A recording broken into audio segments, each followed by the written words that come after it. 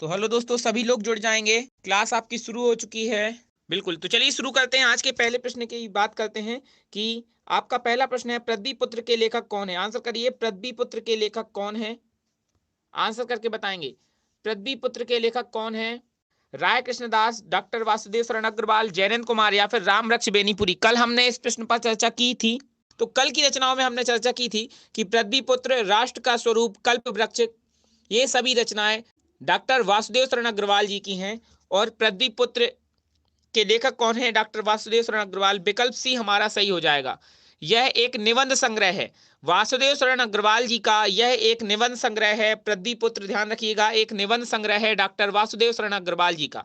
आगे बढ़ते हैं। अगला प्रश्न क्या है? अथातो घुमक्कड़ जिज्ञासा किसकी रचना है? तो कल ही हमने आपको बताया था कि अगर किसी रचना में आपको घुमक्कड़ शब्द दिखाई देता है, अगर कहीं पर भी किसी भी रचना में आपको घुमक्कड़ शब्द दिखाई देता है, यानी कि आप बिल्कुल भी, और विकल्प में राहुल संकृत्यानंद का नाम अगर आपको दिख रहा है, तो बिल्कुल उस रचना के लेखक हो जाएंगे राहुल संकृत्यानंद। विकल्प सी इसका भी आंसर हो जाएगा। आंचल रॉय एकदम सही। शुभम पासी, देवेंद्र कुमार शिखा, आशी पटेल, आंचल रॉय, रोहित तिवारी, देवेंद्र कुमार। विकल्प सी हो जाएगा बिल्कुल, अथातो घुमक्कड़ जिज्ञासा।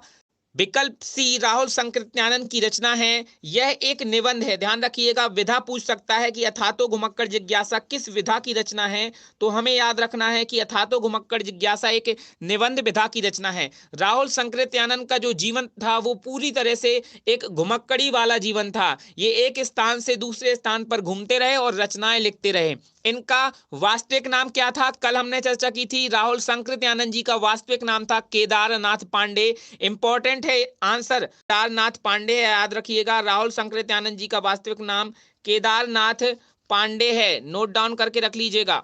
तो अथातो घुमक्कड़ जिज्ञासा किसकी रचना है? राहुल संकृत्यानंद जी की रचना है। और इनका वास्तविक नाम क्या था? केदारनाथ पांडे इनका वास्तविक नाम था।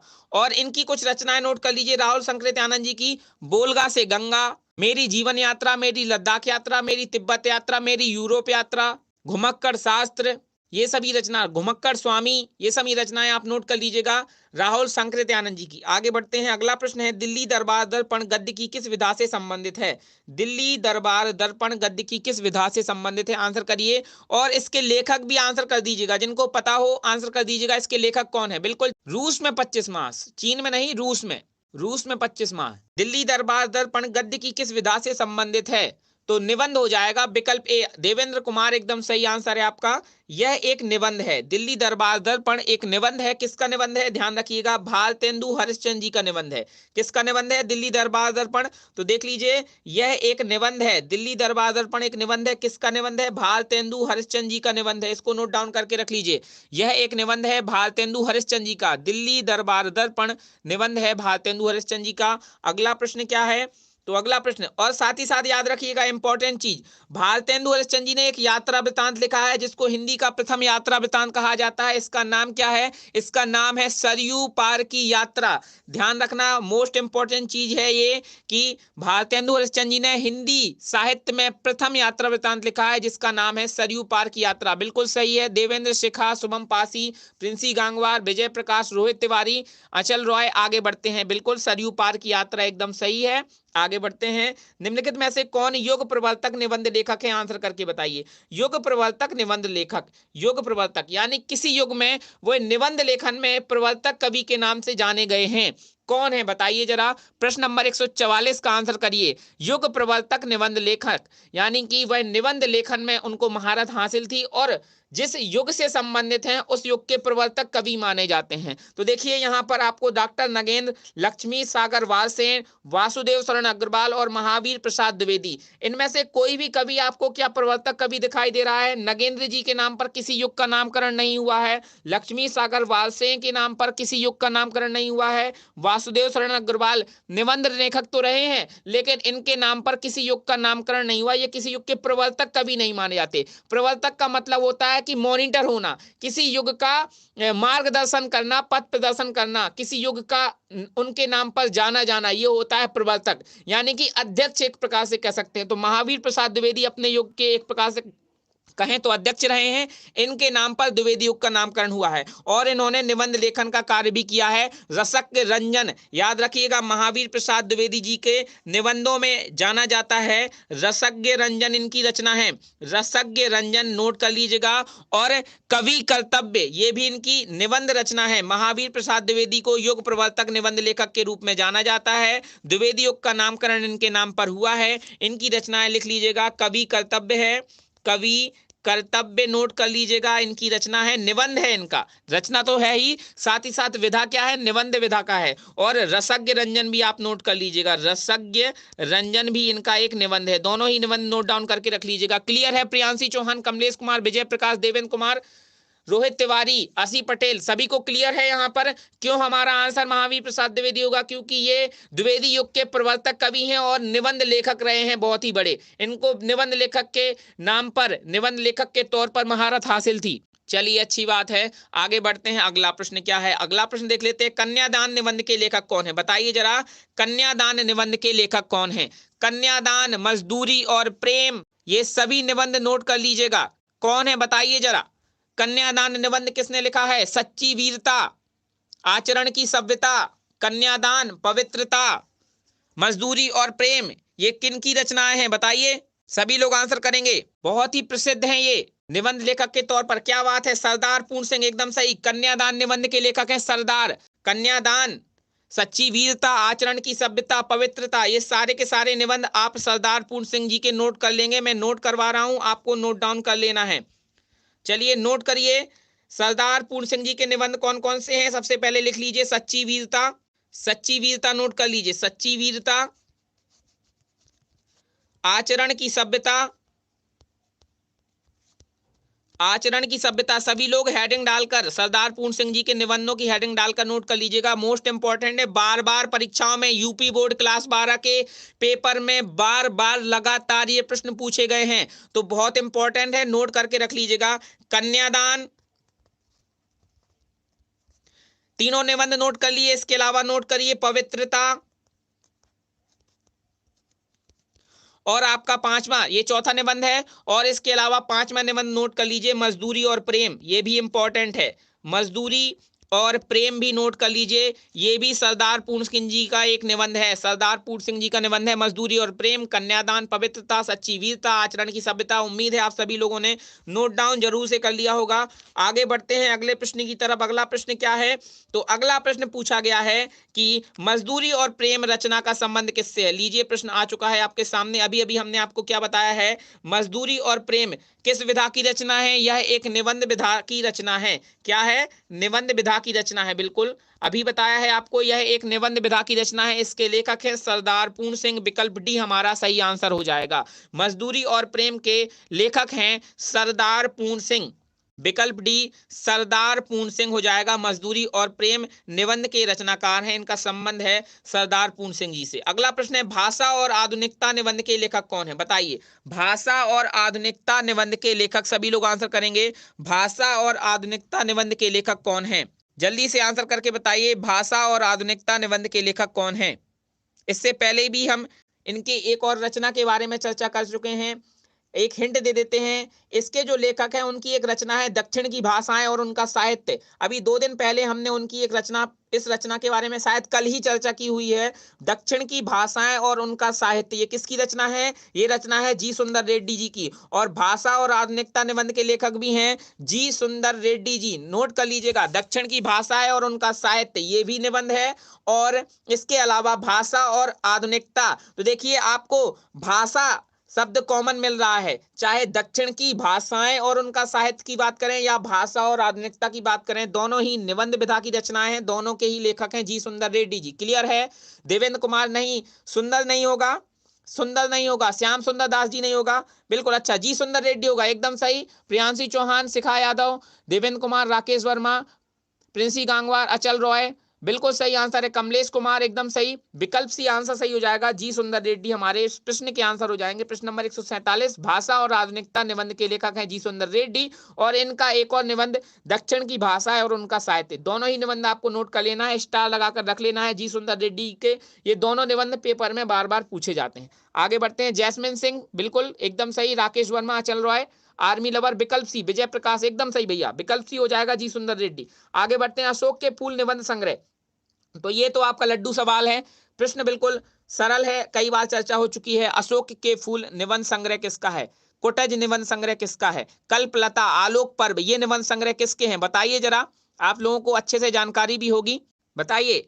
अशोक के फूल, कुटज, कल्पलता, आलोक पर्व, ये सभी निबंध किसके हैं?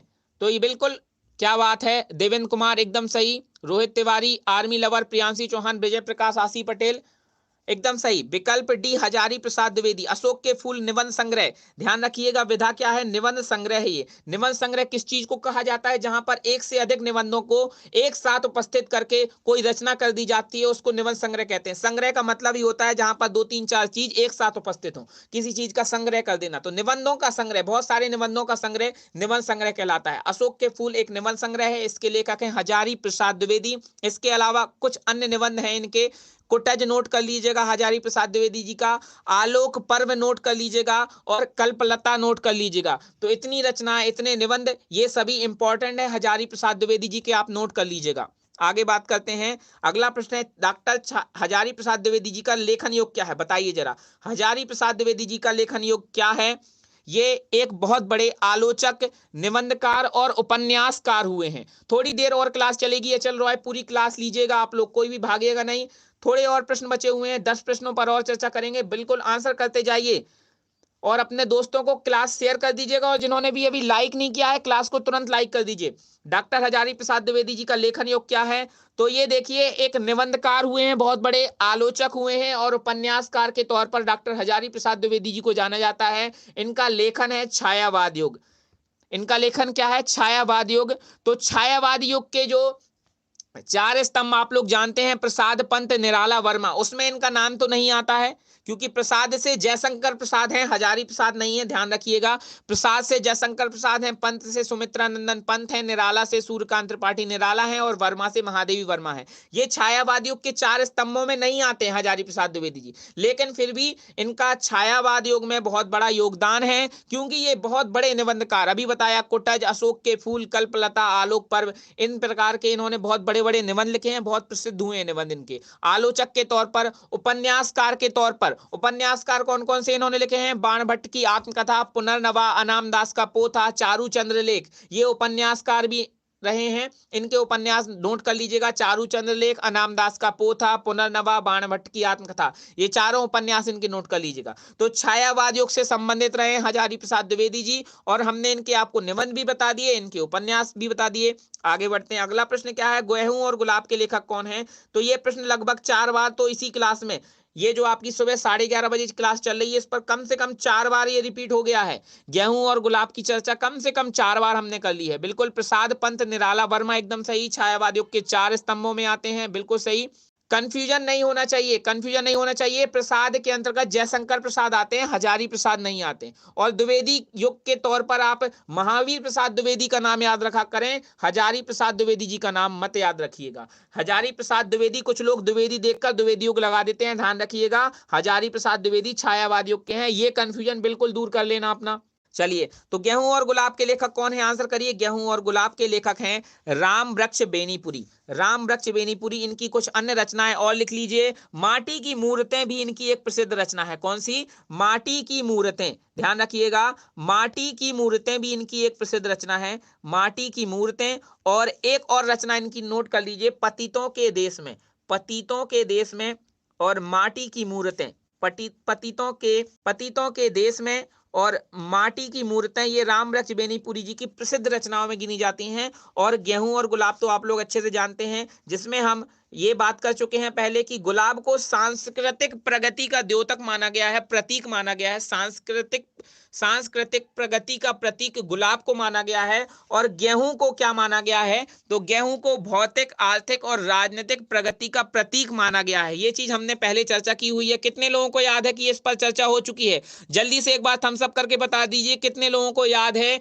कि हमने गेहूं और गुलाब के इस प्रश्न को 2-3 बार सॉल्व कर लिया है, जहां पर बताया है कि गुलाब को सांस्कृतिक प्रगति का प्रतीक माना गया है और गेहूं को भौतिक, आर्थिक और राजनीतिक प्रगति का प्रतीक माना गया है। ध्यान ध्यान रखिएगा इस बार के पेपर में गेहूं से संबंधित प्रश्न पूछा जा सकता है, क्योंकि 2-3 बार गुलाब से संबंधित पूछा गया है कि गुलाब को सांस्कृतिक प्रगति का प्रतीक माना गया है। अब पूछ सकता है कि गेहूं को किस प्रकार की प्रगति का प्रतीक माना गया है, तो गेहूं को भौतिक, आर्थिक और राजनीतिक प्रगति का प्रतीक माना गया है। ठीक है, जिनको नहीं पता है वो नोट करके रख लीजिएगा। आगे बढ़ते हैं। गेहूं और गुलाब के लेखक है रामरक्ष बेनीपुरी। माटी की मूर्तें और पतितों के देश में, ये आप नोट कर लीजिएगा, माटी की मूर्तें और पतितों के देश में, ये इनकी रचनाएं हैं। अगला प्रश्न है चिंतामणि के रचनाकार कौन है? आंसर करिए। चिंतामणि के रचनाकार कौन है? प्रेमचंद, श्याम सुंदर दास, आचार्य रामचंद्र शुक्ल या फिर गुलाब राय? आंसर करिए, चिंतामणि के रचनाकार कौन है? प्रश्न नंबर 151 के लिए आंसर करिए। तो हम आपको बता चुके हैं चिंतामणि एक निबंध संग्रह है। किसका निबंध संग्रह है और बहुत ही प्रसिद्ध हुआ है? आचार्य रामचंद्र शुक्ल। इसका आंसर हो जाएगा विकल्प C. Achal Roy, Aman Kushwaha, my dream my life, Priyanshi Chauhan, Rakesh Verma, Shubham Pasi, army lover, बिल्कुल देवेंद्र कुमार, सभी का विकल्प सी एकदम से। यासी पटेल, क्या बात है, बहुत अच्छे। तो विकल्प सी हो जाएगा आचार्य रामचंद्र शुक्ल। चिंतामणि के रचनाकार हैं आचार्य रामचंद्र शुक्ल जी। आगे बढ़ते हैं। यह चिंतामणि क्या है? चिंतामणि एक निबंध संग्रह है आचार्य रामचंद्र शुक्ल जी का। अगला प्रश्न है चिंतामणि की गद्य विधा क्या है? देखिए, चिंतामणि की गद्य विधा पूछी गई है। अब यहाँ पर नाटक हो जाएगा, उपन्यास हो जाएगा, निबंध हो जाएगा कि कहानी हो जाएगा? अब क्योंकि विकल्प में निबंध संग्रह नहीं है, बिल्कुल निबंध हो जाएगा, क्योंकि निबंध संग्रह अगर लिखा होता तो फिर हम निबंध संग्रह में आंसर करते, बट निबंध संग्रह के अंतर्गत भी निबंधों को ही गिना जाता है। तो चिंतामणि की गद्य विधा चारों विकल्पों के हिसाब से हो जाएगा निबंध। क्लियर है? चिंतामणि, चाहे उसको आप निबंध संग्रह भी कह सकते हैं और आप निबंध भी कह सकते हैं, कोई दिक्कत नहीं है। चिंतामणि की गद्य विधा क्या है? चिंतामणि एक निबंध संग्रह है। रामचंद्र शुक्ल जी इसके लेखक कौन है? रामचंद्र शुक्ल। इसके लेखक कौन है? चिंतामणि के लेखक कौन है? रामचंद्र शुक्ल हैं। नोट करके रख लीजिएगा, रामचंद्र शुक्ल हैं। और याद रखिएगा, रामचंद्र शुक्ल ने ही आदिकाल को वीर गाथा काल कहा है। 1000 बार ये प्रश्न पूछा जाता है। और इन्होंने हिंदी साहित्य का इतिहास नाम से एक ग्रंथ लिखा है। रचना इनकी हिंदी साहित्य का इतिहास बहुत ही प्रसिद्ध है रामचंद्र शुक्ल जी की। और चिंतामणि निबंध संग्रह आप लोग नोट करके रख लीजिएगा। आगे बढ़ते हैं अगले प्रश्न की तरफ। अगला प्रश्न है आचार्य रामचंद्र शुक्ल जी के निबंधों का संग्रह क्या है? देखिए कितना अच्छा प्रश्न, वही प्रश्न रिपीट होकर दूसरी तरह से पूछ लिया गया है। इंपॉर्टेंट है, स्टार लगा लीजिएगा। आचार्य रामचंद्र शुक्ल जी के निबंधों का संग्रह क्या है? चिंतामणि, अतीत के चलचित्र, भाग्य और पुरुषार्थ या फिर पथ के साथी? आंसर करेंगे, जल्दी से आंसर करिए। रामचंद्र शुक्ल जी के निबंधों का संग्रह, अभी थोड़ी देर पहले हमने इस पर चर्चा की है, आपको बताया है इसके बारे में। तो बिल्कुल रामचंद्र शुक्ल जी के बिल्कुल एकदम सही, चिंतामणि हो जाएगा। रामचंद्र शुक्ल जी के निबंधों का संग्रह है चिंतामणि। राकेश वर्मा, देवेंद्र कुमार, प्रिंसी गांगवार, आरबी लबर, रोहित तिवारी, प्रियांशी चौहान, अचल रॉय, एकदम सही। आप सभी लोगों के आंसर सही आ रहे हैं। बिल्कुल विकल्प ए हो जाएगा।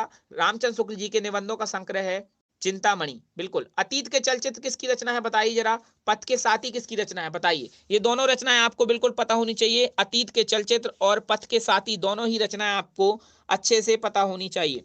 आंसर करके बताइए, अतीत के चलचित्र और पथ के साथी किसकी रचनाएं हैं? अतीत के चलचित्र और पथ के साथी किसकी रचना है? जल्दी से बताइए, कमेंट करके बताइए, अतीत के चलचित्र और पथ के साथी किसकी रचना है? तो बिल्कुल अतीत के चलचित्र की बात करें तो ये महादेवी वर्मा जी की रचना है। और पथ के साथी किसकी रचना है? महादेवी वर्मा। दोनों ही रचनाएं महादेवी वर्मा जी की हैं। अतीत के चलचित्र, पथ के साथी, दोनों ही रचनाएं महादेवी वर्मा जी की हैं। बिल्कुल दोनों ही रचनाएं महादेवी वर्मा जी की हैं। और भाग्य और पुरुषार्थ किसकी रचना है? किसी को पता है? भाग्य और पुरुषार्थ किसी को पता है किसकी रचना है? तो भाग्य और पुरुषार्थ जैनेन्द्र कुमार जी की रचना है। नोट कर लीजिएगा, जिनको नहीं पता है नोट कर लीजिएगा। जैनेन्द्र कुमार जी की रचना है भाग्य और पुरुषार्थ। जैनेन्द्र कुमार, आप नोट डाउन करके रख लीजिएगा सभी लोग। भाग्य और पुरुषार्थ के लेखक कौन हैं? भाग्य और पुरुषार्थ के लेखक हैं जैनेन्द्र कुमार। इसके अलावा हमने जैनेन्द्र कुमार जी के आपको परख, सुनीता, त्यागपत्र, तपोभूमि ये उपन्यास बताए थे। परख, सुनीता, त्यागपत्र, तपोभूमि आप लोगों को बताया होगा, बिल्कुल नोट किया होगा आप लोगों ने। जबकि पथ के साथी, अतीत के चलचित्र ये महादेवी वर्मा जी की रचना है। भाग्य और पुरुषार्थ के लेखक है जैनेन्द्र कुमार। आगे बढ़ते हैं, अगला प्रश्न देख लेते हैं। अगला प्रश्न क्या है? अगला प्रश्न है सन्नाटा के लेखक कौन है? आंसर करिए, सन्नाटा के लेखक कौन है? प्रश्न नंबर 154 के लिए आंसर करके बताएं, सन्नाटा के लेखक कौन है? रामरक्ष बेनीपुरी, अज्ञेय, प्रोफेसर जी सुंदर रेड्डी या फिर मोहन राकेश? सन्नाटा, तो सन्नाटा से संबंधित एक रचना आपको याद आती होगी, पहले मैं सन्नाटा बुनता हूं, उसी रचना को ये सन्नाटा माना गया है। किसकी रचना थी? किसकी रचना थी? पहले मैं सन्नाटा बुनता हूं, एक कहानी आपको याद होगी अज्ञे जी की रचनाओं से संबंधित। हमने बताया था कि महावृक्ष के नीचे बहुत सारे अपने अपने अजनबी बैठे हुए थे, तो अज्ञे जी कहते हैं कि सबसे पहले सन्नाटा पूरे में फैला हुआ था, तो बोलते हैं कि पहले मैं सन्नाटा बुनता हूं। कितने लोगों को याद है? याद होगा। सन्नाटा के लेखक कौन है? तो सन्नाटा के लेखक हैं अज्ञेय जी। उसी रचना को सन्नाटा के नाम से जाना जाता है। सन्नाटा के लेखक है अज्ञेय जी। सच्चिदानंद हीरानंद वात्स्यायन अज्ञेय जी। क्लियर है? सन्नाटा के लेखक विकल्प भी हो जाएगा 154 के लिए अज्ञेय। अगला प्रश्न है, त्रिवेणी किस विधा की रचना है? बताइए, त्रिवेणी किस विधा की रचना है? अभी हमने चिंतामणि की चर्चा की थी, रामचंद्र शुक्ल जी का निबंध संग्रह है। अब बात हो रही है त्रिवेणी की, ये भी इंपॉर्टेंट है। त्रिवेणी किस विधा की रचना है? तो यह भी एक निबंध है। किसका निबंध है? तो यह भी आपके रामचंद्र शुक्ल जी का निबंध है। त्रिवेणी और चिंतामणि दोनों ही रामचंद्र शुक्ल जी के निबंध है। नोट करके रखिएगा आप सभी लोग, दोनों ही निबंधों को नोट करके रखिएगा आप सभी लोग। त्रिवेणी और चिंतामणि दोनों ही निबंध है और रामचंद्र शुक्ल जी के निबंध है। क्लियर है? आगे बढ़ते हैं। त्रिवेणी और चिंतामणि रामचंद्र शुक्ल जी के निबंध है। अगला प्रश्न है, मजदूरी और प्रेम किस विधा की रचना है? थोड़ी देर पहले हमने चर्चा की है। अभी मजदूरी और प्रेम किसकी रचना है? तो अभी हमने आपको सरदार पूर्ण सिंह जी की रचनाएं बताई थी।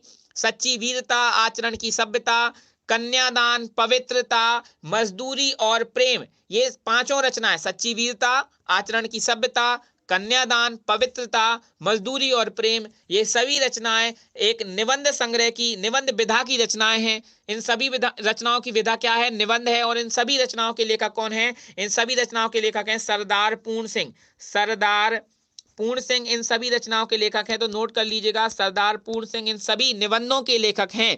कौन कौन से हैं?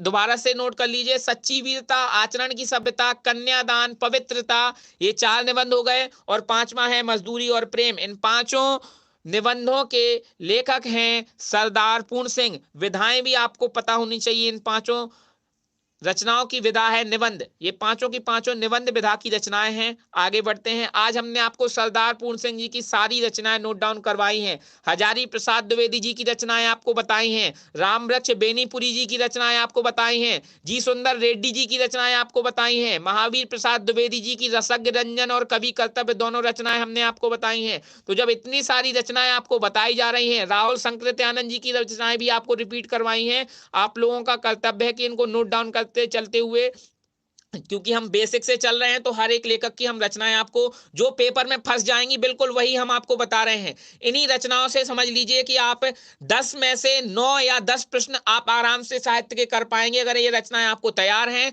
तो 9 प्रश्न आप बिल्कुल आराम से कर लेंगे। और 10वें प्रश्न की भी हो सकता है कि 10वां प्रश्न अगर कोई बहुत टफ प्रश्न भी फंसता है तो हो सकता है कि आप अगर दिमाग लगाएंगे तो उस प्रश्न को भी हिंदी साहित्य में यूपी बोर्ड वाले 10 में से 10 करने की हिम्मत रख सकते हैं, अगर ये रचनाएं आपको अच्छे से तैयार हैं। इन रचनाओं की विधाएं पता है, इन रचनाओं के लेखक पता है, कालक्रम पता है, तो बस हिंदी साहित्य में आपका बिल्कुल कोई कुछ नहीं बिगाड़ सकता। अगला प्रश्न है कि बेईमान की परत के लेखक कौन है? तो कल हमने चर्चा की थी, बेईमान की परत के बारे में कल हमने चर्चा की थी। कौन है बेईमान की परत के लेखक? बताइए जरा। हमने आपको बताया था निंदा रस, बेईमान की परत। कौन कौन सी रचनाएं बताई थी हमने? हरिशंकर परसाई जी की आपको रचनाएं काफी सारी लिखवाई थी, जो आप लोगों ने नोट डाउन भी की होंगी। निंदा रस, बेईमान की परत, बताइए कितने लोगों को पता है? जल्दी से हरिशंकर परसाई जी की रचनाएं आप कमेंट करके बताइए। जितने लोगों को पता हो तो जल्दी से कमेंट करके हरिशंकर परसाई जी की रचनाएं आप लोग जल्दी से बता दीजिए। हरिशंकर परसाई जी की रचनाएं आप लोग जल्दी से बता दीजिए। देख लेते हैं कि कितने लोगों को हरिशंकर परसाई जी की रचनाएं नोट डाउन किए हैं या फिर पता है।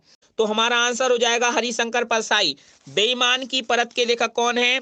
हरिशंकर परसाई हैं। निंदा रस भी याद रखिए, टटकी खोज याद रखिए आप लोग। ठिठुरता हुआ गणतंत्र भी आपको बताया था, इंपॉर्टेंट है। रानी नागफनी की कहानी आपको बताया था, इंपॉर्टेंट है।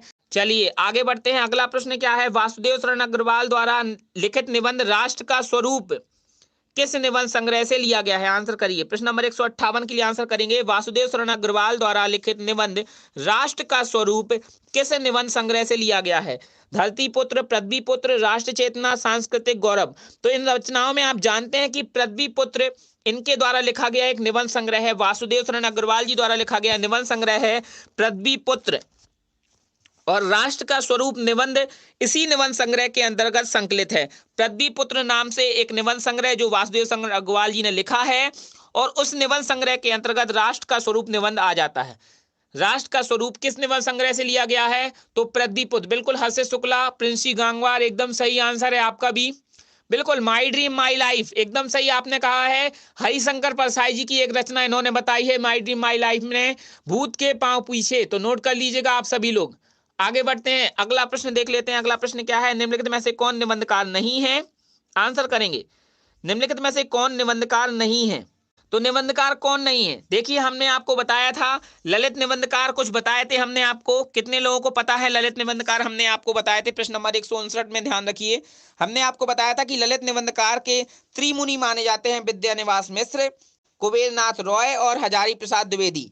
विद्यानिवास मिश्र, कुबेरनाथ रॉय और हजारी प्रसाद द्विवेदी त्रिमुनि माने जाते हैं ललित निबंधों के। ललित निबंधों के त्रिमुनि माने जाते हैं विद्यानिवास मिश्र, कुबेरनाथ राय और हजारी प्रसाद द्विवेदी जी। विद्यानिवास मिश्र जी की जो रचना हमने आपको बताई थी वो थी चितवन की छां है। क्या बताई थी? चितवन की छां है। चितवन की छां है हमने आपको बताई थी। चितवन की छां है हमने आपको विद्यानिवास मिश्र जी की रचना बताई थी। और हमने आपको बताया था कुबेरनाथ राय जी की रचना प्रिय नीलकंठी और कामधेनु। और हजारी प्रसाद द्विवेदी जी भी ललित निबंधकार के अंतर्गत आते हैं। अशोक के फूल इनका एक ललित निबंध है। तो विद्यानिवास मिश्र एक ललित निबंधकार हैं, कुबेरनाथ रॉय निबंधकार हैं, हजारी प्रसाद द्विवेदी निबंधकार हैं, लेकिन केदारनाथ सिंह निबंधकार नहीं है। तो हमारा आंसर क्या हो जाएगा? हमें पूछा गया था निबंधकार कौन नहीं है, तो आंसर हो जाएगा केदारनाथ सिंह। क्लियर है आप लोगों को? यहां तक कोई दिक्कत हो, कोई परेशानी हो तो बताइए। प्रिय नीलकंठी और कामधेनु कुबेरनाथ जी की है। बिल्कुल विजय प्रकाश एकदम सही। प्रिय नीलकंठी और कामधेनु कुबेरनाथ रॉय जी का एक ललित निबंध है, दोनों ही ललित निबंध है कुबेरनाथ रॉय जी की। आगे बढ़ते हैं। अगला उन्नति कैसे हो सकती है? हिंदी गद्य की विधा क्या है? मतलब कि भारतवर्षोन्नति किस विधा की रचना है, ये आपसे पूछा गया है। आंसर करके बताइए, भारतवर्षोन्नति कैसे हो सकती है, किस गद्य विधा की रचना है? निबंध है, उपन्यास है, आलोचना है या फिर नाटक है? तो सबसे पहले तो भारतवर्षोन्नति कैसे हो सकती है, इसके लेखक हैं भारतेंदु हरिश्चंद्र जी। नोट कर लीजिएगा। आज हमने दिल्ली दरबार दर्पण के बारे में भी चर्चा की है, वह भी भारतेंदु हरिश्चंद्र जी का एक निबंध था, हमने आपको बताया था। और भारतवर्षोन्नति कैसे हो सकती है, ये भी भारतेंदु जी का ही रचना है। अब आपको बताना है कि कौन सी रचना है, किस विधा की रचना है। इसके पहले हम आपको बता दें कि भारतेंदु हरिश्चंद्र जी ने यह जो रचना है भारतवर्षोन्नति कैसे हो सकती है, उसमें इसमें इन्होंने बताया है कि इन्होंने कहा है कि कुरीतियों और अंधविश्वासों को त्यागना है। मतलब उन्होंने ये कहा है कि हमें जो कुरीतियां फैली हुई हैं, अंधविश्वास फैले हुए हैं समाज में, उसको हमें त्यागना है और हमें शिक्षित होने पर हमें ज्यादा ध्यान देना है। इन्होंने शिक्षित होने पर बल दिया है। इन्होंने कहा है कि भारतवर्षोन्नति कैसे हो सकती, बहुत प्रसिद्ध रचना है। और ये क्लास 10 में या क्लास 12 में, किसी एक शायद क्लास 10 में यह एक निबंध है। तो हमारा आंसर क्या हो जाएगा? यह एक निबंध है, भारतवर्षोन्नति कैसे हो सकती है, भारतेंदु जी का निबंध है।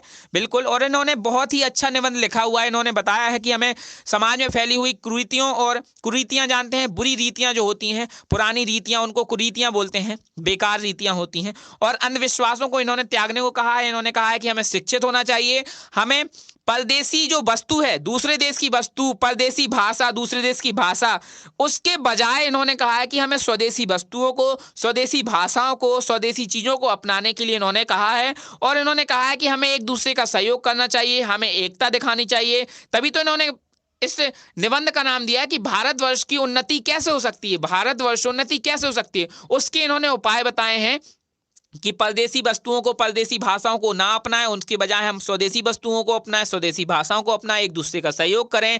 एकता पर इन्होंने बल ही दिया है, एकता पर बल देने के लिए कहा है। इन्होंने कहा है कि हमें बहुत अच्छी अच्छी किताबें पढ़ना चाहिए, हमें अच्छे खेल खेलने के लिए इन्होंने कहा है कि अच्छे खेल खेलना चाहिए। और इन्होंने कहा है कि इस कारण से जब हम अच्छी किताबें पढ़ेंगे, अच्छे खेल खेलेंगे, एक दूसरे का सहयोग करेंगे, एकता पर बल देंगे, तो हमारे देश की हर एक क्षेत्र में उन्नति होगी। यही इन्होंने इस निबंध में कहा है कि भारतवर्ष की उन्नति कैसे हो सकती है। यह एक निबंध है भारतेंदु हरिश्चंद्र जी का। चलिए क्लियर है कि पृथ्वीपुत्र किस विधा की रचना है? आंसर करिए, पृथ्वीपुत्र किस विधा की रचना है? क्या यह एक निबंध संग्रह है, संस्मरण है, कहानी है या फिर आत्मकथा है? तो हम आपको पहले भी बता चुके हैं, पृथ्वीपुत्र के बारे में पहले भी हमारी चर्चा हो चुकी है। पृथ्वीपुत्र किसका निबंध संग्रह हो सकता है भाई? पृथ्वीपुत्र के बारे में आपको बताया है कि वासुदेव चरण अग्रवाल जी। पृथ्वीपुत्र के लेखक कौन है? पृथ्वीपुत्र के लेखक हैं वासुदेव शरण अग्रवाल जी। तो ये चीज आप नोट डाउन करके रख लीजिएगा, पहले भी हमने आपको पिछली क्लासेस में इसके बारे में बताया है। वासुदेव शरण अग्रवाल जी इसके लेखक हैं, वासुदेव शरण अग्रवाल जी, आप नोट करके रख लीजिएगा। वासुदेव शरण अग्रवाल जी की कौन कौन से निबंध हमने आपको बताए थे? तो हमने बताया था कि कल्प वृक्ष, कल्प वृक्ष, राष्ट्र का स्वरूप, कला और संस्कृति, ये सभी के सभी निबंध वासुदेव शरण अग्रवाल जी के हैं। और अगर हम बात करें और राष्ट्र का स्वरूप, कल एक प्रश्न पर चर्चा हुई थी कि राष्ट्र का जो स्वरूप निबंध है वासुदेव शरण अग्रवाल जी का, राष्ट्र का स्वरूप, ये जो निबंध है यह किस निबंध संग्रह के अंतर्गत आता है? तो पृथ्वीपुत्र निबंध संग्रह के अंतर्गत आता है।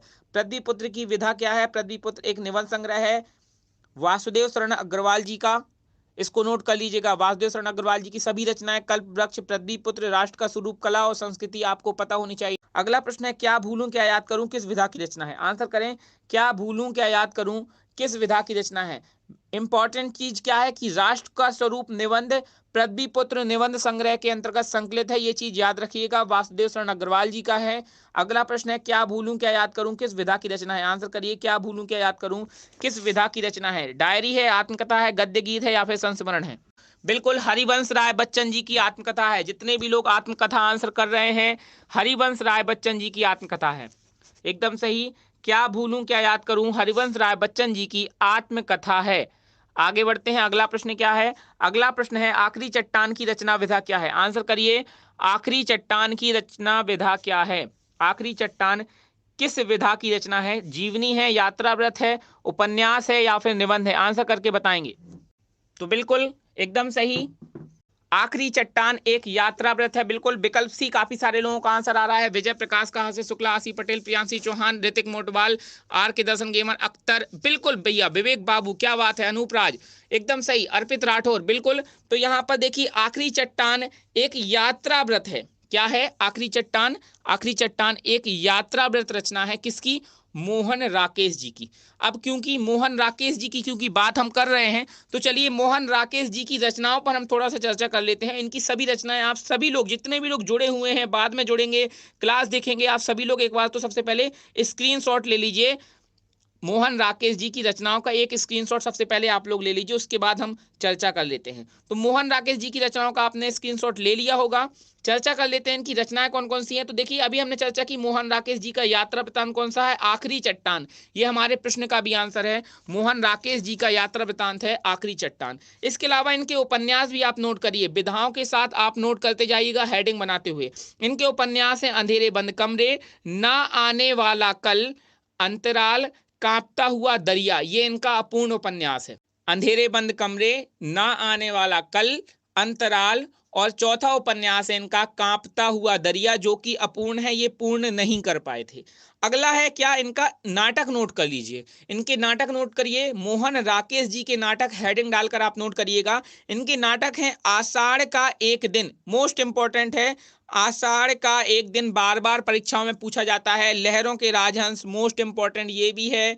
आधे अधूरे, ये भी इनका मोस्ट इंपॉर्टेंट नाटक है। तीनों ही ये नाटक इनके मोस्ट इंपॉर्टेंट हैं। और हो सकता है, वैसे अभी तक तो नहीं पूछा गया है, अब हो सकता है सिपाही की मां नामक नाटक पूछ ले आपसे, तो आपको ध्यान रखना है सिपाही की मां नाटक के रचयिता मोहन राकेश हैं। सभी लोग नोट डाउन करके रख लीजिएगा।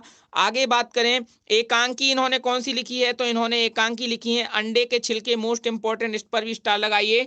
अंडे के छिलके इनके द्वारा लिखा गया एक प्रसिद्ध एकांकी है। और बहुत बड़ा सवाल, ये भी आप नोट कर लीजिएगा, मोहन राकेश जी की एकांकी रचना है। तो हमने यहाँ पर मोहन राकेश जी की यात्रा वृत्तांत रचना आखिरी चट्टान के बारे में चर्चा की, उपन्यास अंधेरे बंद कमरे, ना आने वाला कल, अंतराल, कांपता हुआ दरिया। और कांपता हुआ दरिया इनके द्वारा अपूर्ण उपन्यास है, इसको ये पूरा नहीं कर पाए थे। नाटक इनके हमने चर्चा कर ली, आषाढ़ का एक दिन, लहरों के राजहंस, आधे अधूरे, बार बार प्रश्नों में पेपर में आया हुआ है ये प्रश्न। तीनों ही नाटक पूछे गए हैं पिछले विगत वर्षों की परीक्षाओं में। आपके यूपी बोर्ड जो क्लास 12 के बच्चे हैं, इंटरमीडिएट की परीक्षाओं में यूपी बोर्ड में बार बार ये प्रश्न पूछे गए हैं। आषाढ़ का एक दिन, लहरों के राजहंस, आधे अधूरे।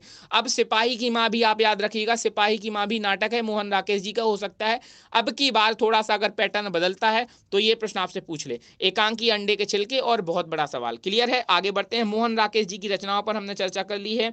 आखिरी चट्टान की रचना विधा क्या है? तो आखिरी चट्टान यात्रा व्रत रचना है मोहन राकेश जी की। अगला प्रश्न है रॉबर्ट नर्सिंग होम में की रचना विधा क्या है? बताइए, रॉबर्ट नर्सिंग होम में की रचना विधा क्या है?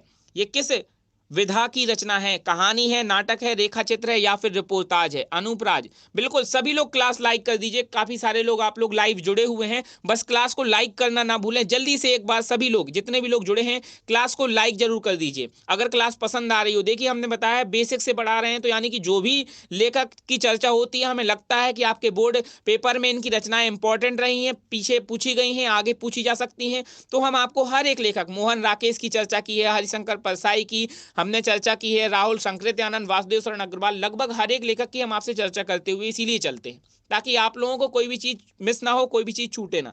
रॉबर्ट नर्सिंग होम में की रचना विधा क्या होगी? तो बिल्कुल यह एक रिपोर्टाज विधा की रचना है। जिन्होंने भी विकल्प डी आंसर किया है, प्रियांशी चौहान ने, माई ड्रीम माई लाइफ ने, वेद प्रकाश ने, अर्पित राठौर ने, क्या बात है, बहुत अच्छे। काफी सारे लोगों ने, आसिफ पटेल ने, ऋतिक मोटवाल ने, आदित्य सिंह ने, अचल रॉय ने, प्रवेश चौधरी ने, बहुत बच्चों ने विकल्प डी आंसर किया, अजीत अवस्थी, बहुत अच्छे। तो चलिए कोई बात नहीं, विकल्प डी हो जाएगा। जितने लोग गलत भी आंसर कर रहे हैं कोई बात नहीं, हमें सीखना है, हमें, ताकि हम यहां पर अगर गलती कर रहे हैं, हमारी ये गलती हमारे बोर्ड एग्जाम में रिपीट ना हो। ये चीज अगर हमने कवर अप कर ली तो बस समझ लीजिए हमारा रिजल्ट बहुत अच्छा रहने वाला है। रॉबर्ट नर्सिंग होम में एक रिपोर्टाज विधा की रचना है। इसके लेखक हमें याद रखना बहुत जरूरी है। इसके लेखक कौन है? इसके लेखक है कन्हैया लाल मिश्र प्रभाकर जी। कन्हैया लाल मिश्र प्रभाकर जी, आप नोट कर लीजिएगा, कन्हैया लाल मिश्र प्रभाकर जी इसके लेखक है। कन्हैया लाल मिश्र प्रभाकर जी, आप नोट कर लीजिएगा, इसके लेखक हैं। क्लियर है? रॉबर्ट नर्सिंग होम में रिपोर्टाज विधा की रचना है, विकल्प डी इसका सही आंसर होगा। कन्हैया लाल मिश्र प्रभाकर इसके लेखक हैं। रॉबर्ट नर्सिंग होम में रचना कन्हैया लाल मिश्र प्रभाकर की है। आगे बढ़ते हैं, इसीलिए मैं 2-3 बार ये चीज रिपीट करता हूं कि अगर कोई मिस भी कर गया हो तो लिखते समय आपको मिस ना हो। आप लोग बिल्कुल नोट डाउन करते हुए चलेंगे, कॉपी पेन लेकर बैठा करो। बिल्कुल, ये बिल्कुल लास्ट समय है आपकी तैयारी का। अगर आपने बोर्ड पेपर में अच्छा परफॉर्मेंस करना है तो आपको अभी तैयारी बिल्कुल एकदम स्पीड में करनी है, पूरा झोंक देना है स्वयं को। अगला प्रश्न है द्विवेदी पत्रावली के संकलनकर्ता कौन है? द्विवेदी पत्रावली के संकलनकर्ता कौन है? बिल्कुल 10 के लिए भी है अर्पित राठौर, कक्षा 10 के लिए भी है, कक्षा 12 के लिए भी है। 10 का भी हिंदी साहित्य भी तो यही है भैया, कुछ अलग थोड़ी होगा। बस ये है कि 10 में और हल्के लेवल के और सरल लेवल के प्रश्न आएंगे। जयशंकर प्रसाद, महादेवी वर्मा, मुंशी प्रेमचंद, भारतेंदु हरिश्चंद्र, जो बिल्कुल प्रसिद्ध लेखक है, उनकी रचनाएं आप बिल्कुल तैयार करके जाइएगा। जो सिलेबस में आपके चैप्टर के लेखक हैं, चाहे कक्षा 12 वाले बच्चे हो, चाहे कक्षा 10 वाले बच्चे हो, जो भी आपके सिलेबस में चैप्टर हैं, हिंदी गद्य और पद्य के जितने भी चैप्टर हैं, उनके जो लेखक हैं उनकी रचनाएं जरूर याद करके जाइएगा। पिछले साल सबसे ज्यादा रचनाएं आपके चैप्टर से रिलेटेड लेखकों की पूछी गई थी, तो हम आपको उसके लिए वीडियो भी प्रोवाइड करा देंगे। बट आप लोगों का काम है कि आप लोगों को उनकी रचनाएं बिल्कुल अच्छे से तैयार होनी चाहिए। द्विवेदी पत्रावली के संकलनकर्ता कौन है? तो ये नया प्रश्न है, इस पर स्टार लगा लीजिएगा। जितने भी 12th वाले बच्चे हैं वो सभी स्टार लगाकर रख लेंगे। यूपी बोर्ड कक्षा 12 के बच्चे, द्विवेदी पत्रावली के संकलन करता है वैजनाथ सिंह विनोद, विकल्प का हमारा सही आंसर हो जाएगा। ये सीधा सीधा रट लीजिए, द्विवेदी पत्रावली के संकलन करता है वैजनाथ सिंह विनोद। यहां पर आपको कुछ समझाने के लिए नहीं है, सीधा आप रट लीजिएगा कि द्विवेदी पत्रावली के संकलन करता वैजनाथ सिंह विनोद है। अगला प्रश्न क्या है? विष्णु प्रभाकर किस रचना के रचयिता हैं? बताइए, विष्णु प्रभाकर किस रचना के रचयिता हैं? आंसर करिए। विष्णु प्रभाकर की रचना कौन सी है? चिदविलास है, आवारा मसीहा है, मेरी तिब्बत यात्रा है या फिर हिमालय है? बताइए। तो हमने बताया मेरी तिब्बत यात्रा, मेरी जीवन यात्रा, मेरी यूरोप यात्रा, ये सभी रचनाएं किसने लिखी हैं? मेरी तिब्बत यात्रा किसकी हो जाएगी? राहुल संकृत्यानंद जी की। ये विष्णु प्रभाकर की नहीं है, तो ये हमारा क्रॉस कर देंगे हम, क्योंकि मेरी तिब्बत यात्रा के लेखक हैं राहुल संकृत्यानंद। हमसे पूछा गया है विष्णु प्रभाकर किस रचना के रचयिता हैं। हिमालय किसकी रचना है? हिमालय है महादेवी वर्मा जी की। नोट कर लीजिएगा, महादेवी वर्मा जी की रचना है हिमालय। और चिदविलास, चिदविलास के रचयिता कौन है? तो चिदविलास के रचयिता है संपूर्णानंद जी। कौन है? चिदविलास के रचयिता कौन है? संपूर्णानंद जी। बिल्कुल विकल्प बी, बहुत सारे लोगों का आंसर आ रहा है। ऋषभ गुप्ता, अचल रॉय, विजय प्रकाश, अर्पित राठौर, प्रियांशी, अजीत, प्रवेश, आदित्य सिंह, अनूप राज, आसी पटेल। क्या बात है, बिल्कुल आवारा मसीहा हमारा आंसर हो जाएगा। विष्णु प्रभाकर किस रचना के रचयिता है? आवारा मसीहा के रचयिता है। आगे बढ़ते हैं, हमने आपको हिमालय बता दिया, महादेवी वर्मा जी की है। मेरी तिब्बत यात्रा राहुल संकृत्यानंद की है। और आप चिदविलास को भी नोट कर लीजिएगा, डॉक्टर संपूर्णानंद इसके लेखक हैं। आगे बढ़ते हैं, अगला प्रश्न है हमने मोहन राकेश की रचनाओं पर चर्चा कर ली है। पथ के साथी की रचना विधा क्या है, बताइए। पथ के साथी की रचना विधा क्या है, बताएं जरा। पथ के साथी किस विधा की रचना है, नाटक है, रेखा चित्र है, यात्रा वृत्त है या फिर संस्मरण है। तो उसके पहले हम महादेवी वर्मा जी की रचनाओं पर चर्चा कर लेते हैं। आप सभी लोग, जितने भी लोग यहाँ पर लाइव हैं या फिर बाद में देखें, एक बार आप सभी लोग स्क्रीनशॉट ले लीजिए महादेवी वर्मा की रचनाओं का। स्क्रीनशॉट सभी लोग ले लीजिए और अपनी कॉपी में ज्यों का त्यों नोट डाउन कर लीजिएगा विधाओं के साथ। सभी लोग स्क्रीनशॉट ले लीजिए, उसके बाद हम चर्चा कर लेते हैं। तो महादेवी वर्मा जी की अगर हम रचनाओं की चर्चा करें तो महादेवी वर्मा जी के कविता संग्रह में 8 रचनाएं आती हैं। नोट कर लीजिएगा कौन कौन सी रचनाएं हैं। निहार, रश्मि, नीरजा, सांदगीत, दीप शिखा, सप्तपर्णा, प्रथम आयम और अग्निरेखा। ये 8 रचनाएं इनके द्वारा लिखे गए कविता संग्रह हैं। सभी लोग नोट डाउन करके रख लीजिए। महादेवी वर्मा जी के कविता संग्रह निहार, रश्मि, नीरजा, सांदगीत, दीप शिखा, सप्तपर्णा, प्रथम आयम और अग्निरेखा, ये आपको भूलने नहीं चाहिए। महादेवी वर्मा जी की रचनाएं बार बार आपकी परीक्षाओं में अभी तक पूछी गई हैं और आगे भी पूछी जाएंगी, क्योंकि ये छायावादी युग के 4 स्तंभों में इनका नाम आता है। इनको आधुनिक युग की मीरा कहा जाता है। छायावादी युग के 4 स्तंभ आपको याद होंगे, प्रसाद, पंत, निराला, वर्मा। उसमें जो वर्मा है वो महादेवी वर्मा जी ही हैं। तो ये छायावादी युग की प्रमुख लेखिकाओं में, प्रतिनिधि कवियों में इनका नाम गिना जाता है। कविता संग्रह निहार, रश्मि, नीरजा, सांदगीत, दीप शिखा, सप्तपर्णा, प्रथम आयाम और अग्निरेखा आपकी उंगलियों पे तैयार होने चाहिए आपको। आगे अगर हम अन्य रचनाओं की बात करें तो यामा आप जानते ही हैं, इसके लिए इनको ज्ञानपीठ पुरस्कार मिला हुआ है। इनके लिए बहुत प्रसिद्ध रचना हुई है महादेवी वर्मा जी की। ये अन्य जो रचनाएं हैं ये इनके द्वारा लिखे गए कुछ ऐसे, इनके द्वारा लिखे गए कुछ ऐसे ग्रंथ कह सकते हैं, या कुछ ऐसी इनकी रचनाएं रही हैं जिसमें कविता संग्रह से ही कुछ गीत निकाल कर रख दिए गए हैं। समझ में आ रहा है आप लोगों को? ये इनके कविता संग्रह, कविता संग्रह मतलब जैसे निबंध संग्रह होते हैं वैसे ही कविता संग्रह, इसके अंदर बहुत सारी कविताएं आती हैं। तो इन ही रचनाओं की कुछ कविताएं निकालकर, कवि नीरजा की, रश्मि की, नीरजा की, सांदगीत की, निहार की, दीपशिखा की, इनकी ही रचनाएं निकालकर ये रचनाएं बना दी गई हैं। यानी कोई ना कोई गीत, जैसे आपके सिलेबस में भी इनकी रचना, इनका जो चैप्टर है उसमें से भी कोई ना कोई गीत आपका निकाल कर रखा गया है। तो ये जो अन्य रचनाएं हैं, इनकी जो इन्होंने रचना की है वो अपनी कविता संग्रह से ही गीत निकाल कर दी है।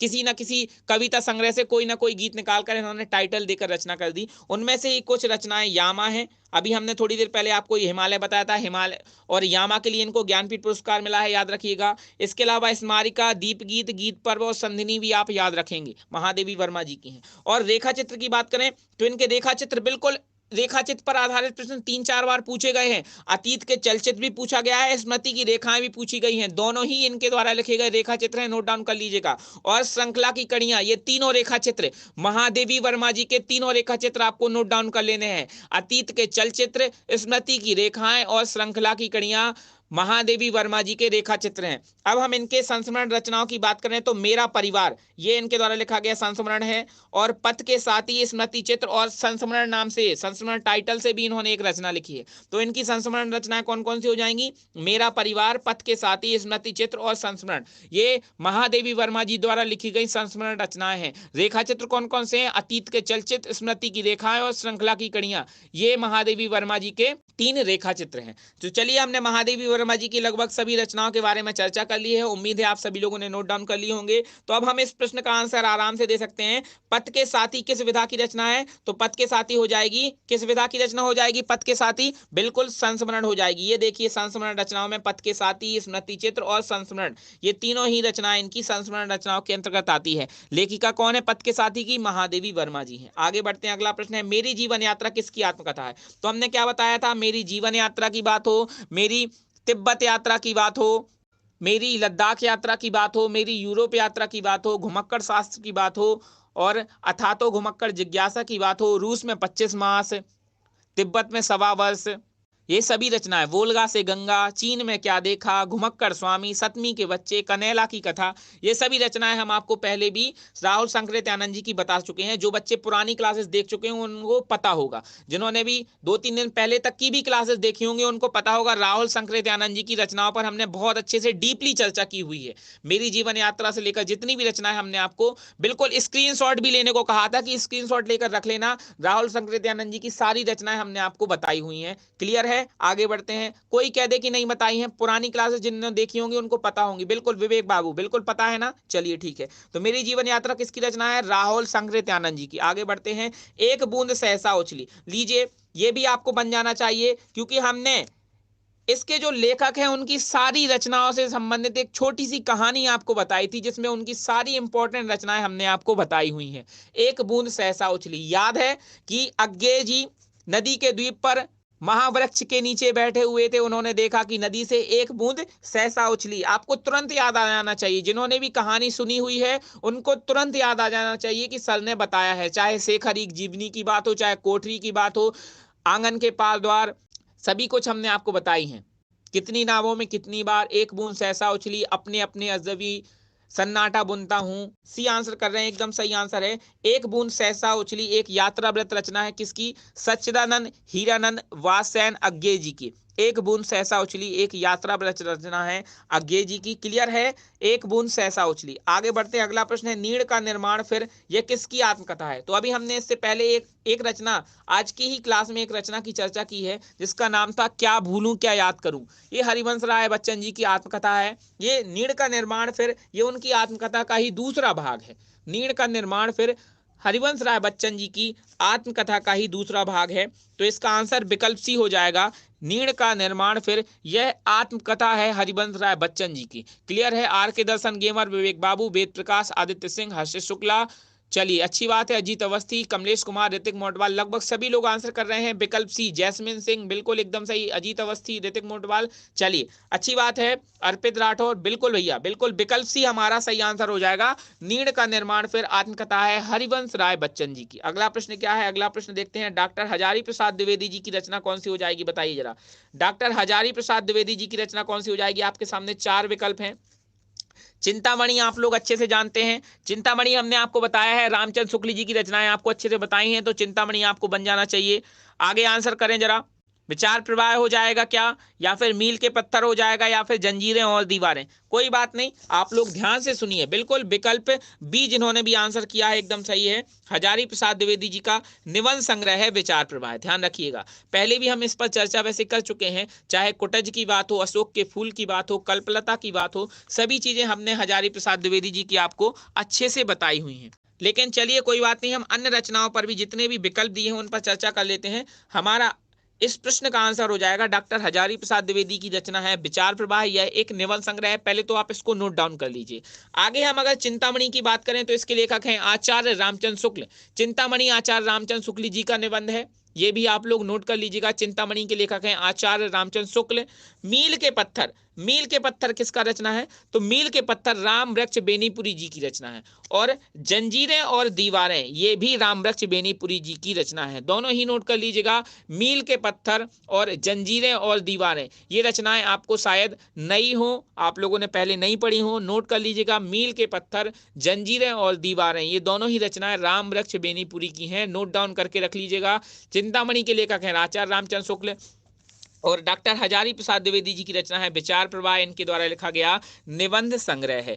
आगे बढ़ते हैं, अगला प्रश्न है निम्नलिखित में से कौन सी कृति यात्रा वृतांत है? बताइए जरा, कौन सी कृति यात्रा वृतांत है? यहाँ पर थोड़ा सा प्रश्न गलत है, यहाँ पर नोट कर लीजिए कौन सी कृति यात्रा वृतांत नहीं है। तो आपको वो कृति का आंसर करना है कि जो यात्रा वृतांत नहीं है। हम एक एक चीज आपको समझाते हुए चलेंगे। क्लियर है? आप लोग ध्यान रखिएगा, ये प्रश्न थोड़ा सा आपका मिस प्रिंट है।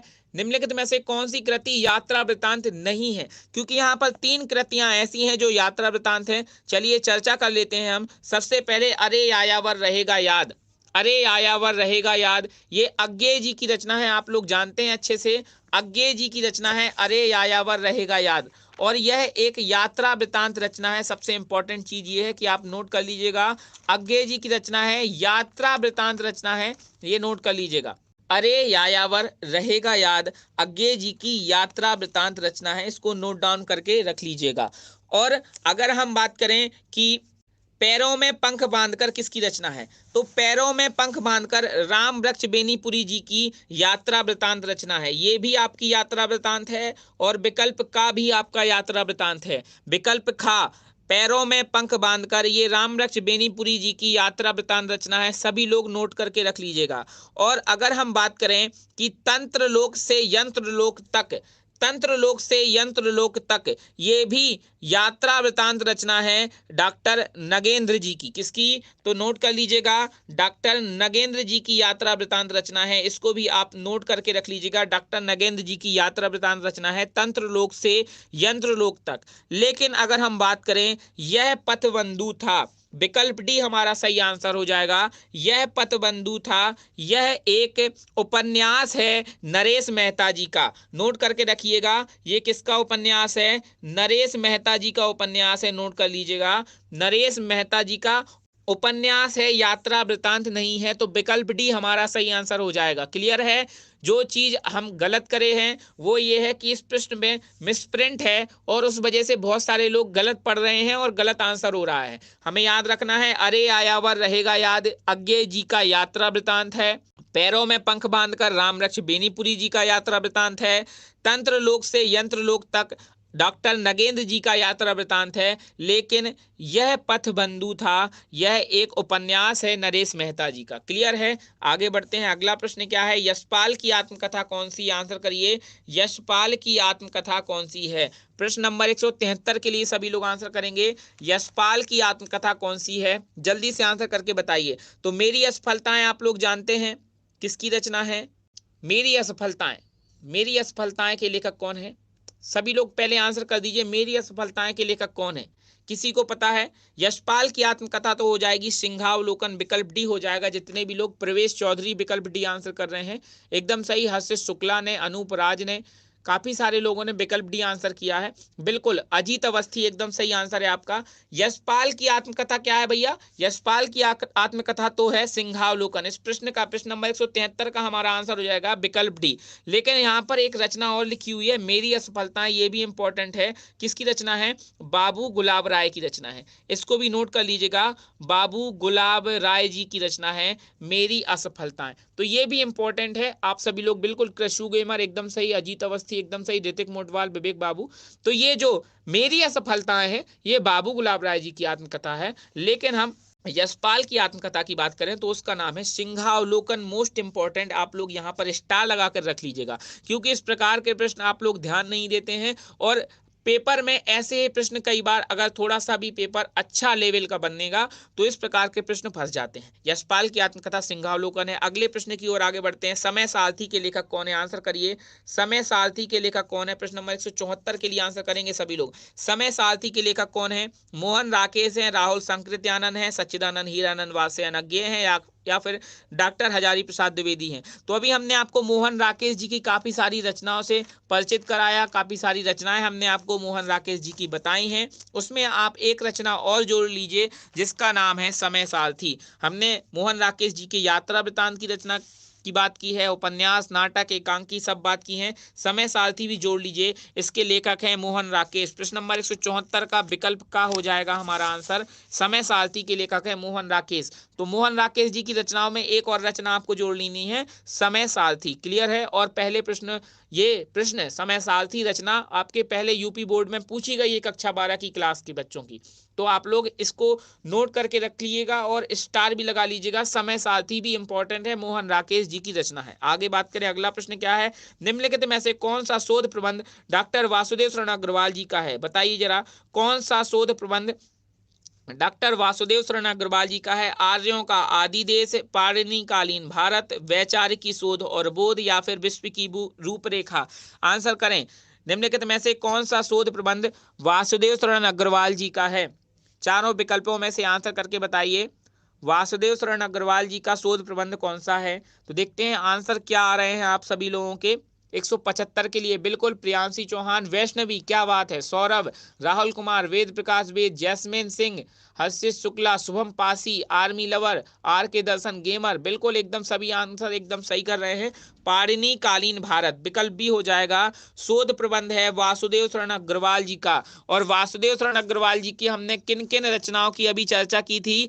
कल्प वृक्ष, पृथ्वीपुत्र, राष्ट्र का स्वरूप, कला और संस्कृति, और एक और रचना उनकी आप नोट कर लीजिएगा वासुदेव शरण अग्रवाल जी की, पाणिनिकालीन भारत। इसको भी आप नोट कर लीजिएगा, ये इनके द्वारा लिखा गया एक शोध प्रबंध है। तो जहां पर भी हेडिंग डालकर आपने वासुदेव शरण अग्रवाल जी की रचना लिखी है वहां पर एक रचना और बढ़ा लीजिएगा। अगला प्रश्न है मेरा जीवन प्रवाह की रचना विधा क्या है? आंसर करिए, मेरा जीवन प्रवाह की रचना विधा क्या है? प्रश्न नंबर 176 के लिए सभी लोग आंसर करेंगे। मेरा जीवन प्रवाह की रचना विधा क्या है? तो जिनको भी पता है आंसर करके जल्दी से बताइए, जरा देखते हैं स्पीड में आंसर करेंगे। बिल्कुल, मेरा जीवन प्रवाह की बात हो रही है, मेरा जीवन प्रवाह प्रश्न नंबर 176 के लिए। बिल्कुल, क्या बात है, ऋतुक मोटवाल एकदम सही आंसर किया है आपने। ऋतिक मोटवाल, यह एक आत्मकथा है वियोगी हरि जी की। मेरा जीवन प्रवाह एक आत्मकथा है, मेरा जीवन प्रवाह एक आत्मकथा है वियोगी हरि जी की। बिल्कुल एकदम सही आंसर किया है ऋतिक मोटवाल, क्या बात है, बहुत अच्छे।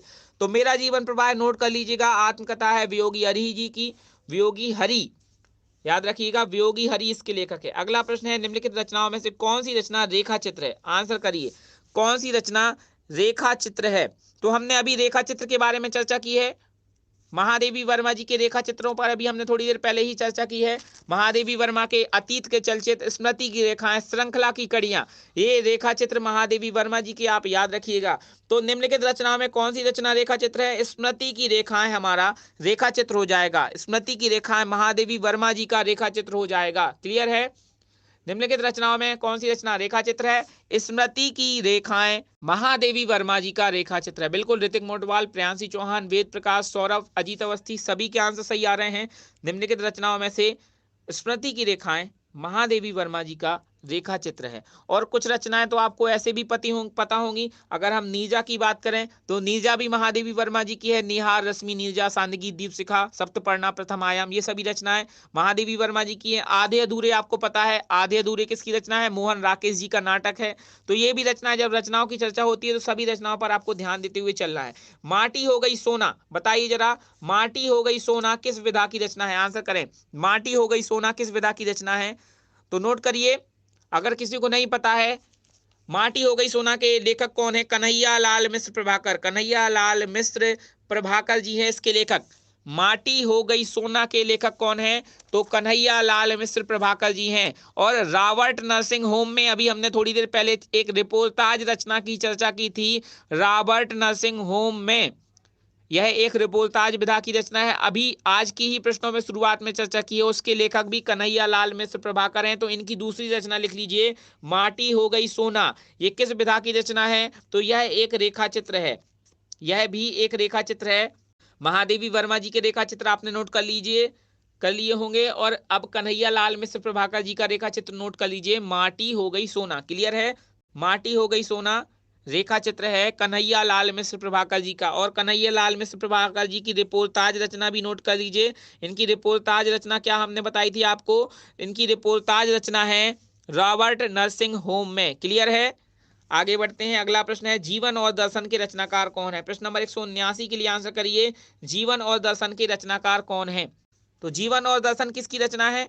डॉक्टर संपूर्णानंद इसका आंसर हो जाएगा। जीवन और दर्शन के रचनाकार कौन है? तो जीवन और दर्शन के रचनाकार हैं डॉक्टर संपूर्णानंद। और इनकी एक रचना आज हमने चिदविलास पर भी चर्चा की है, चिदविलास भी नोट कर लीजिएगा। और जीवन और दर्शन दोनों ही रचनाएं नोट कर लीजिएगा, डॉक्टर संपूर्णानंद जी की रचनाएं हैं। आगे बढ़ते हैं, अगला प्रश्न, तरंगिणी की रचना विधा क्या है? और इसके लेखक भी आपको बताने हैं, इसके लेखक कौन है? तो तरंगिणी के लेखक हैं वियोगी हरि। अभी हमने थोड़ी देर पहले वियोगी हरि जी की एक और रचना की चर्चा की थी। उनकी रचना का नाम था मेरा जीवन प्रवाह, जो कि इनकी आत्मकथा थी। मेरा जीवन प्रवाह है, वियोगी हरि जी की आत्मकथा थी। नोट कर लीजिएगा, वियोगी हरि, इनकी आत्मकथा कौन सी थी? मेरा जीवन प्रवाह है। और इनके द्वारा लिखी गई एक गद्य काव्य की रचना है। तरंगिणी की रचना विधा क्या है? गद्य काव्य। और इनके द्वारा लिखी गई गद्य काव्य है तरंगिणी। नोट कर लीजिएगा, तरंगिणी के लेखक कौन है? वियोगी हरि। और तरंगिणी की विधा क्या है? गद्य काव्य है। वियोगी हरि जी की आत्मकथा का नाम क्या है? मेरा जीवन प्रवाह। ये सभी चीजें आपकी नोट होनी चाहिए। हेडिंग डालिएगा वियोगी हरि, उसके बाद डालिएगा आत्मकथा का नाम मेरा जीवन प्रवाह है, उसके नीचे डालिएगा इनके द्वारा लिखा गया गद्य काव्य क्या है? तरंगिणी है। ऐसे करके आप नोट कर लेंगे। क्लियर है? चलिए, ये आज का अंतिम प्रश्न था। ये क्लास आपको कैसी लगी कमेंट करके जरूर बताइएगा। और आप लोगों से एक प्रश्न पूछते हुए जा रहे हैं, जितने भी लोग क्लास को देखेंगे, आंसर कर देंगे, आप लोग आंसर कर देंगे। आपको जो प्रश्न पूछा जा रहा है कमेंट में आंसर करके बताना है क्लास खत्म होने के बाद। बताइए, ठिठुरता हुआ गणतंत्र के लेखक कौन हैं? और उन लेखकों जो इनके लेखक हैं, ठिठुरता हुआ गणतंत्र के जो लेखक हैं, उनकी अन्य रचनाएं जो भी आपको पता हो कमेंट बॉक्स में कमेंट करके बता दीजिएगा। यानी ठिठुरता हुआ गणतंत्र के लेखक के बारे में जो भी आपको जानकारी पता हो नोट डाउन करके हम कमेंट देखेंगे। आप लोगों में से जिसके कमेंट हमें पसंद आएंगे उनको हम लाइक करेंगे। तो कमेंट करके जरूर बताइएगा ठिठुरता हुआ गणतंत्र के लेखक कौन है। तो अब हम विदा लेते हैं आप लोगों से, फिर मिलते हैं आप लोगों से। स्वस्थ रहें, मस्त रहें, और इस क्लास को आप लोग नोट डाउन करते जाइएगा। और पीछे की क्लासेस जिन्होंने भी नहीं देखी हैं, पीछे की क्लासेस 7 से 8 प्रैक्टिस सेट, आज 8वां प्रैक्टिस सेट है, सिर्फ 7 क्लासेस हुई हैं। जिन्होंने भी पीछे की कोई भी क्लासेस नहीं देखी हैं, देखकर नोट बना लीजिएगा, अपने नोट्स बनाते चलिए। ये नोट्स आपके पेपर में आपको रिवीजन के लिए बहुत इंपॉर्टेंट साबित होंगे। स्वस्थ रहें, मस्त रहें, पढ़ाई करते रहें, खूब आगे बढ़ते रहें, और अपनी तैयारी पेपर की, बोर्ड परीक्षाओं की तैयारी और बेहतरीन करते रहें। जय हिंद, जय भारत।